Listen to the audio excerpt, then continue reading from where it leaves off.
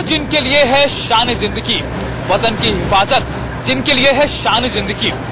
देश की सुरक्षा के लिए हमेशा सर कटाने के लिए रहते हैं वो तैयार, क्योंकि उनका कर्म ही है उनके लिए शान जिंदगी। आज हम आपको बताएंगे भारत के उस फ्रंट लाइन हथियार या फिर उस प्रहरी के बारे में जिसने हर जंग में भारत के लिए सुरक्षा कवच का काम किया।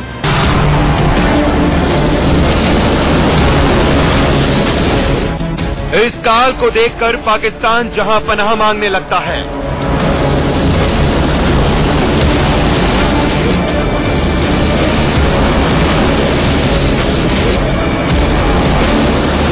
वहीं ये गर्जना चीन के घमंड को चूर चूर करने वाला है।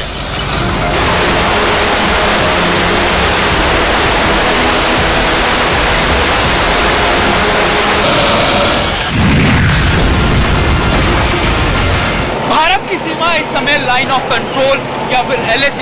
दोनों ही जगह चुनौतियां चारों तरफ है, लेकिन टैंक की ये पावर न सिर्फ रेगिस्तानी इलाकों के अंदर बल्कि खास तौर पर जब आप बात करते हैं कि पहाड़ी इलाकों के अंदर तभी जंग के मैदान में कई गुना ज्यादा अपनी क्षमता दिखा सकती है। चाहे वो 50 डिग्री के बिहार के रेगिस्तान हो या फिर आपके सियाचिन या फिर लेह और लद्दाख जैसे दुर्गम पहाड़ियों वाली जगह, ये टैंक रेजिमेंट या फिर आर्मी रेजिमेंट जंग के सभी जो सिनेरियो है उनको पूरी तरीके से चेंज कर सकती है। माना जाता है कि अगला जो भी युद्ध होगा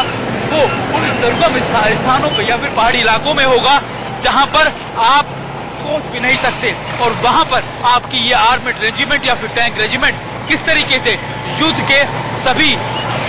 चेहरों को मोड़ सकती है या फिर बदल सकती है। ये भारतीय सेना की टैंक की ताकत है जो आप देख रहे हैं, जिसमें न सिर्फ T-72 टैंक बल्कि T-90 टैंक जैसे लेटेस्ट टैंक शामिल है, और ये वो टैंक है जो दुश्मन के छक्के छुड़ाने के लिए काफी है। जब ये टैंक चलते हैं तो उससे आवाज से दुश्मन की धड़कनें तक हिलती हैं। जी हाँ, अगर आप ये देख रहे होंगे, ये वो जगह है जहां से सीधा हम आपको दिखा रहे हैं कि कैसे बैटलफील्ड के अंदर जब ये टैंक इस तरीके से मूव करते हैं या फिर जब ये आगे चलते हैं अपने दुश्मन की तरफ, तो किस तरीके से ये आगे दुश्मन के लिए मुसीबत बन के निकलते हैं। अगर आप देख रहे हो तो इन टैंक्स की जो खास तौर पर इनकी खासियत है वो ये कि T-90 टैंक जो है वो न सिर्फ 5 किलोमीटर तक दुश्मन को बर्बाद कर सकता है बल्कि मिसाइल भी लॉन्च कर सकता है। वहीं T-72 टैंक की भी यही खासियत है। हालांकि T-72 टैंक जो है वो मिसाइल लॉन्च नहीं कर सकता, लेकिन T-90 टैंक जो है वो मिसाइल लॉन्च कर सकता है और नाइट डिवीजन कैमराज या फिर डिवाइसेस के साथ होता है, जो रात के अंधेरे में भी न सिर्फ मूव कर सकता है बल्कि अपने दुश्मन को टारगेट कर सकता है। माना जाता है कि आगे जब भी युद्ध होगा वो न्यूक्लियर केमिकल वेपन से होगा। जी हाँ, यानी न्यूक्लियर और केमिकल वेपन्स का इस्तेमाल किया जाएगा। ऐसे में अपने दुश्मन को बर्बाद करने के लिए या फिर उससे मुकाबला करने के लिए ये बहुत जरूरी है कि हर देश के या फिर अपने दुश्मन से मुकाबला करने के लिए आपके पास टैंक की ज्यादा से ज्यादा पावर हो, क्योंकि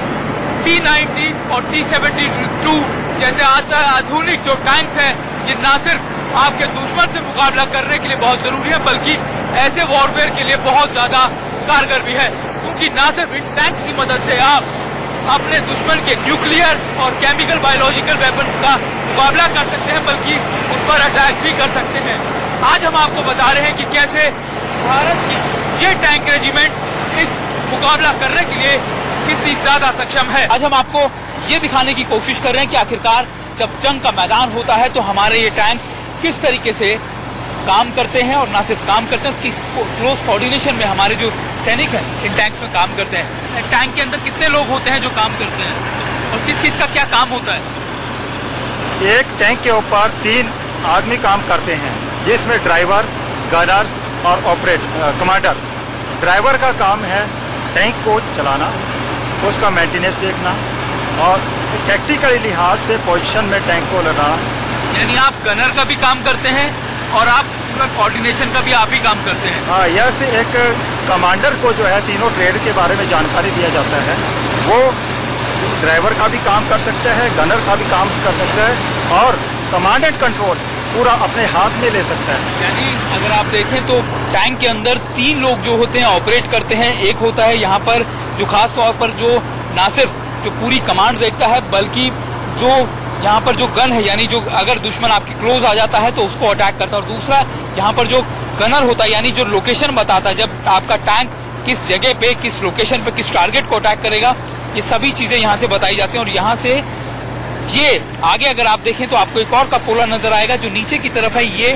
वो जो जगह होती है, ये वो जगह होती है जहां पर ड्राइवर बैठता है, यानी और ये अगर आप देख रहे हो तो आपको नजर आएगा कि ये वो जगह है जहां से आप मिरर से ना सिर्फ ड्राइवर देख सकता है बल्कि नाइट डिवीजन कैमरा की मदद से ये भी देख सकता है जब रात को मूवमेंट करनी हो तो किस तरीके से आगे चल सकता है। इन 70 सालों में भारत ने कई चुनौतियों, कई चीजों का सामना किया, लेकिन हमेशा जब भी इन चुनौतियों के अंदर सबसे आगे कहा जाए तो आर्मर्ड कोर जो थी हमेशा खड़ी। हमारे साथ मेजर जनरल नीरज कपूर साहब हैं। सर, अगर मैं पूछूं आर्मर्ड कोर की रिलेवेंस के बारे में या फिर उसकी महत्वता के बारे में, तो क्या कुछ आप बताना चाहेंगे?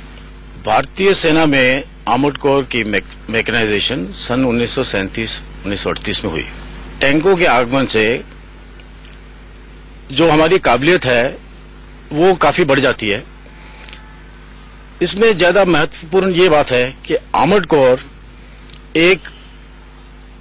तेजी से भिन्न भिन्न इलाके को क्रॉस करते हुए दुश्मन के सामने भारी तादाद में फायर पार गोलाबारी करती है और शॉक एक्शन प्रोड्यूस करती है, और शॉक एक्शन प्रोड्यूस करके ही दुश्मन को बर्बाद करती है और विजयी होती है।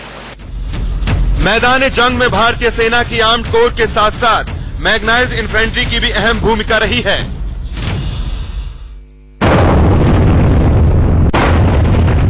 मैकेनाइज्ड इन्फेंट्री यानी वो सुरक्षा कवच जो जंग के मैदान में न सिर्फ हमारे सोल्जर्स को एनिमी के यानी दुश्मन के इलाके में घुसने में मदद करता है बल्कि एक सुरक्षा कवच भी प्रदान करता है। जी हाँ, ये बीएमपी है जो आप देख रहे हैं किस तरीके से न सिर्फ अभी जो एक ड्रिल के तौर पर हमें दिखाया जा रहा है कि मैकेनाइज्ड इन्फेंट्री पे कैसे काम किया जाता है, बल्कि ये कितने इंपॉर्टेंट है। मेजर मोहित, जब ऐसे इलाके में होते हैं जहाँ पर एनिमी हमारे सामने होता है तो किस तरीके से मैकेनाइज्ड इन्फेंट्री या फिर इसको बीएमपी काम करता है? जो बीएमपी एक वेपन प्लेटफॉर्म है जो कि इन्फेंट्री को एक इनहेरेंट प्रोटेक्शन देता है, जो कि दुश्मन के इलाके में उसे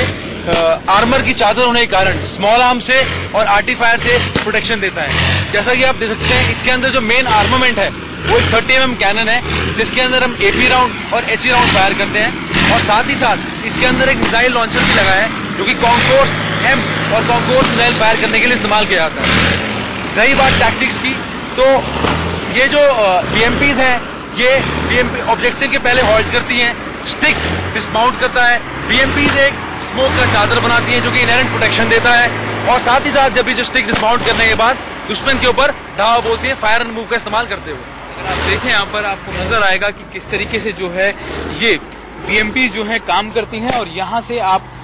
साफ देख सकते हैं कि ये ना सिर्फ एक शील्ड के तौर पे एक सुरक्षा कवच देती है जब आप इलाकों में ऑपरेशन चलाना या फिर करना बेहद मुश्किल होता है। और ऐसे में ये बीएमपीज यानी ये वो चीज है जो दिखती टैंक की तरह है, लेकिन दरअसल इसके अंदर जो लोग हैं यानी जो हमारे सोल्जर्स हैं वो इसके अंदर मूव कर सकते हैं। अब हम आपको जंग मैदान का वो इन्फेंट्री फाइटिंग व्हीकल दिखाते हैं जो हमारे जवानों का सुरक्षा कवच है।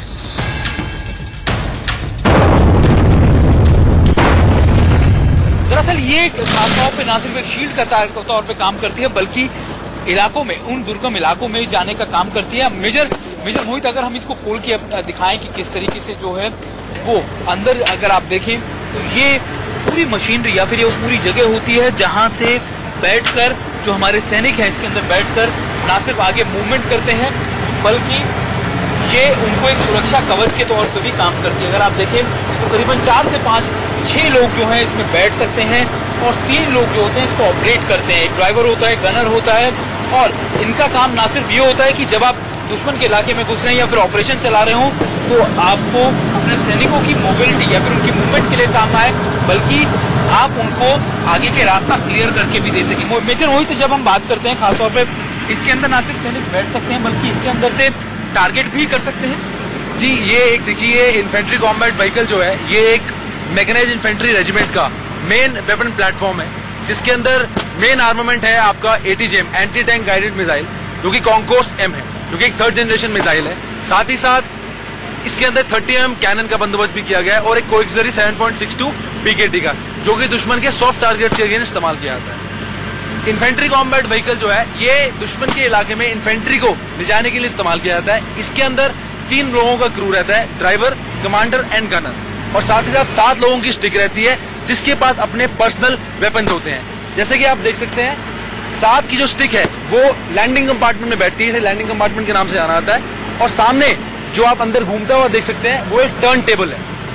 टर्न टेबल के ऊपर आपका कमांडर और गनर जो है बैठे होते हैं, जो कि स्टैब का इस्तेमाल करके दुश्मन के ऊपर 280 डिग्री तक फायर कर सकते हैं। बीएमपी से निकलने के बाद खासतौर पे जो ये इन्फेंट्री यानी वो सैनिक जो पैदल चलते हैं वो इस तरीके की पोजीशन लेते हैं और ऐसे करीबन 6 सैनिकों की अलग अलग जो टीम होती है, इनके पास ना सिर्फ रॉकेट लॉन्चर लेटेस्ट बल्कि एमुनेशन और ये होता है। और ये 6 की टुकड़ी जब ऐसे इलाकों में जाती है जहां पर दुश्मन बैठा हो या फिर उसकी टेक्टिकल पोजीशन हो, तो ऐसे में ये बहुत ज्यादा इंपॉर्टेंट होते हैं, क्योंकि